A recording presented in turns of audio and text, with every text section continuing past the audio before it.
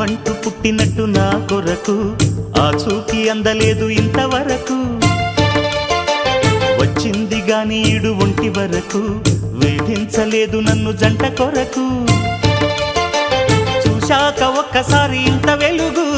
నా వంక రాను అంది కంటి కునుకు ఈ అల్లరి గారడి నీలీల అనుకోనా నీ పేరు ప్రేమ అవునా ఇవాళే